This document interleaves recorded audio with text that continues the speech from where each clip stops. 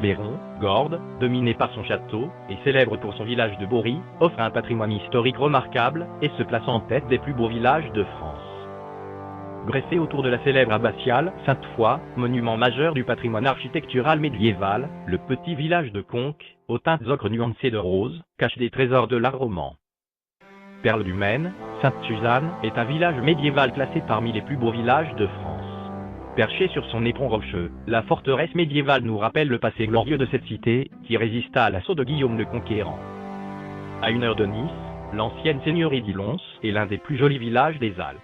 Un village perché au passage voûté et aux maisons de tuiles romaines qui a conservé son charme médiéval. Après des années de restauration, Belcastel, l'un des plus jolis villages de l'Aveyron, a retrouvé son charme d'antan.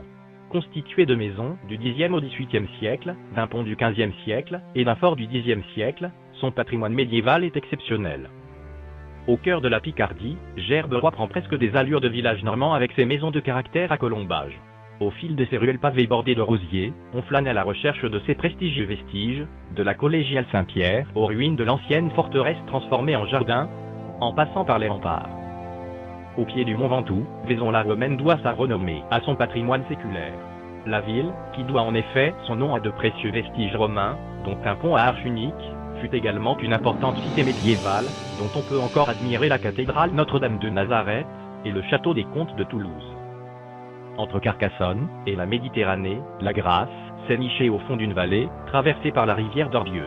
Rial du XIVe siècle à son abbaye, fondée en 779, la cité abrite des joyaux de l'architecture médiévale. Au cœur des monts du Cantal, les maisons en pierre de tuf aux toits de lauze ou d'ardoise ont classé le village de Tournemire parmi les plus beaux de France. De son passé médiéval, la cité conserve un imposant donjon construit vers 1430 par Louis d'Anjony, un compagnon de Jeanne d'Arc ayant reçu le soutien du roi Charles VII. Au carrefour des routes entre l'Espagne et la France, la cité médiévale de Carcassonne, qui a réussi à conserver son aspect du XIIIe siècle, est la plus grande ville fortifiée d'Europe. Dans le Morbihan, Rochefort-sur-Terre est une cité fleurie où se succèdent maisons à pans de bois et édifices aux façades de granit. Le patrimoine de Rochefort, également composé d'une collégiale du XIIe siècle, de halles et d'un château, lui a valu le titre de « petite cité de caractère ». Village corésien fortifié, tout en pierre de grès rouge, que l'on jase la rouge avec son nombre impressionnant de petits châteaux comme le Castel de Vassinac et le Castel de Maussac est surnommé la ville aux 25 tours. Dominant la Vienne, le plateau de Chinon est dominé par sa forteresse médiévale, son château se compose de 3 édifices. Fort du Coudray dont le donjon fut bâti au XIIIe siècle, le château du milieu abritait les logis royaux et le fort Saint-Georges. Le temps semble s'être arrêté dans la cité médiévale de Provins, qui vit encore au rythme des troubadours, chevaliers et des spectacles de rapaces. Célèbre depuis le Moyen-Âge pour accueillir les foires de Champagne, Provins était une cité commerçante puissante, aujourd'hui classée au patrimoine mondial de l'UNESCO. Les remparts, la tour César, la grange Odime, l'église Saint-Ayoul constituent notamment son irremplaçable patrimoine. Dans le Finistère Sud, en pays de Cornouailles, Locronan a préservé son patrimoine au fil des siècles, offrant ainsi aux cinéastes un décor de rêve. Toit en cascade de tuiles brunes, maison à arcades du XIVe siècle, échoppe à pans de bois, porte et ruelles escarpées, dans le Quercy, le village musée de Saint-Cyr-la-Popie a été en grande partie classé. Fièrement planté sur son piton rocheux, le village médiéval de Bénac, avec son château et ses rues pavées de pierre, domine la Dordogne depuis le XIIe siècle. Situé au carrefour de Quercy, du Rouergue et de l'Albigeois, Cordes-sur-Ciel se visite au hasard de ses rues pavées, ses escaliers et ses passages voûtés. À moins d'opter pour le chemin de ronde qui contourne l'enceinte de la ville avec une vue panoramique sur la campagne environnante. Connu pour ses marais salants, Guérande, cité chérie des ducs de Bretagne, offre également de belles balades dans sa cité médiévale fortifiée fort bien restaurée. Dans l'Aude, sur les bords du canal du Midi, Castelnaudary est aussi connu pour être la capitale du cassoulet, un haut lieu du catharisme. Il fait bon flâner dans les ruelles pittoresques de la citadelle corésienne de Turenne, qui trône depuis le IXe siècle sur son promontoire dominant la vallée de la Tourmente. De ce passé subsistent, dans la ville haute, les vestiges des 3 enceintes, et un donjon carré qui protégeait le château. Sur son éperon rocheux dominant les vallées de la Creuse et de la Vandenesse, la forteresse de Châteauneuf-en-Ossois a conservé son atmosphère médiévale, rappelant le rôle défensif qu'elle joua durant des siècles. En Drôme provençal, Dieulefit a conservé le charme de son passé médiéval. Aujourd'hui, ses ruelles étroites accueillent encore de nombreux potiers, céramistes et galeries d'art. avec ses vieilles maisons du 15e au 17e siècle, son manoir 13e, son château, son pont de style roman enjambant la Vègre, et son église du 11e siècle, Agnières-sur-Vègre, a gardé son allure de village sartois du Moyen-Âge. Fortifié au XIIIe et XIVe siècle, Ivoire est un village médiéval en Haute-Savoie, bénéficiant d'une position stratégique sur les rives du lac Léman. Depuis l'édification de sa basilique au XIe siècle, Vézelay est un haut lieu de la chrétienté depuis le Moyen-Âge, et constitue même un point de ralliement du pèlerinage de Saint-Jacques de Compostelle. De ce prestigieux passé, le village a conservé ses maisons de type roman, qui côtoient des constructions Renaissance, ou encore des maisons des XVIIe et XVIIIe siècles. À l'extrême sud de la Corrèze, le petit village de Curmonte attire les curieux d'architecture médiévale. Perché sur un éperon de grès, la cité domine depuis ses hauteurs la vallée environnante et offre aux visiteurs une vue majestueuse sur la vallée de la Sourdoire et ses alentours. Perché au creux d'une colline dominant le plateau de la Dombe, Pérouge se visite au fil de ses rues étroites et sinueuses.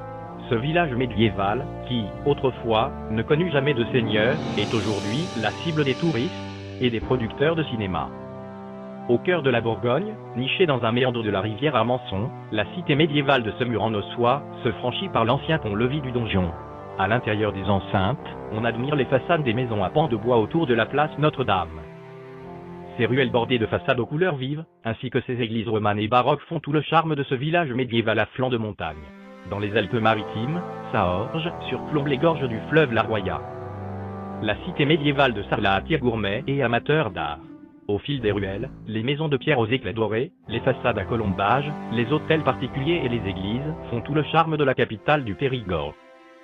Sur le du plateau du Larzac, la couvertoire est liée à la présence des Templiers dès le XIIe siècle. De ce passé subsiste un bourg fortifié, une ancienne commanderie de l'ordre du Temple, des tours et un chemin de ronde.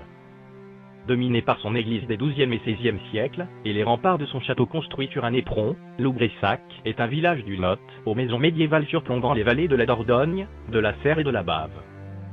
Sur la Côte d'Azur, la ville de Cagnes-sur-Mer a conservé un quartier médiéval pittoresque au sommet de la colline.